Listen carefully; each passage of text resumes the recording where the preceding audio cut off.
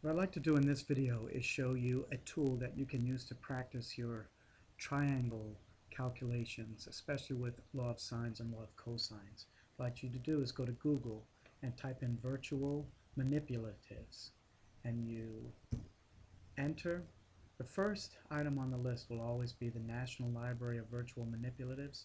We select that, then you're going to go over to Geometry and grades 9 through 12. I'm doing this kind of quick because I only have 5 minutes for each video. Then what I'd like you to do is go down to the bottom and click on this object called Triangle Solver. And what it's going to do is give you a setup of a problem and allow you to work with it. Now the first thing that we want to do is note what we have. We have side A, we have side C, we don't have side B, we don't have angle alpha. We do know that angle C is, capital C, is a right angle, and we don't know what angle beta is. Now since this is a right triangle and I have two sides, I could solve for side B using the Pythagorean theorem. And I'll go ahead and do that, but that doesn't help me to find either of the two missing angles. If I want to solve for side B using the Pythagorean theorem, I click on side B and I come down to choose a method, Pythagorean theorem, and I know that the hypotenuse squared, which is side C,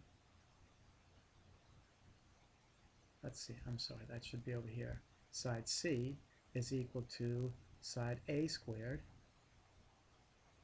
plus side B squared.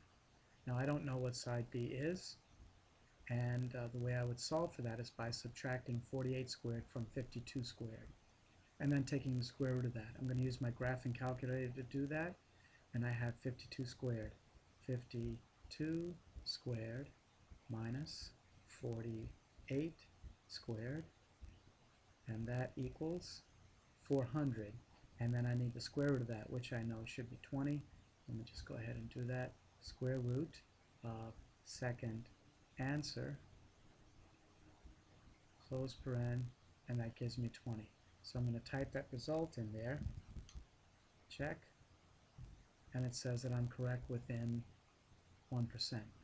Now since I know both angle capital C and side little c, and I know side little a, I can solve for side alpha or capital A using the law of sines.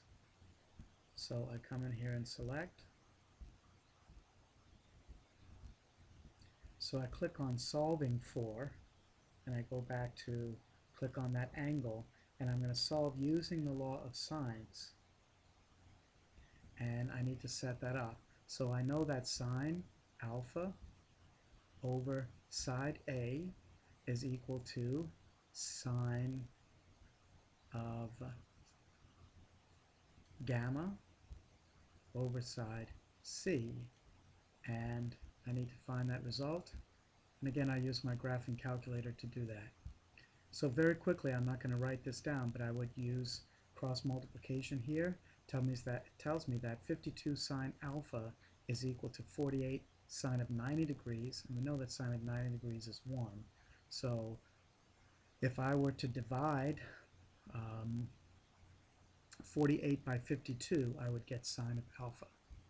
And so sine of alpha is 0.923, but I want alpha, so what I need to do is take the inverse of that.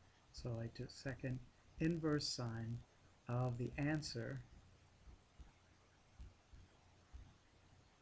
and I get 1.176. Now I enter that result in the box.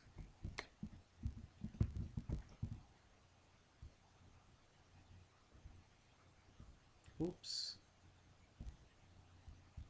And I believe that's because I was in radian mode instead of in degrees. When I change that to degree mode and do that again, I get 67.380. And when I enter that and check, I get a correct response within 1%. So this is an example of a problem that you can use. Make sure that you're in degree mode instead of in radians, and you should have fun with this.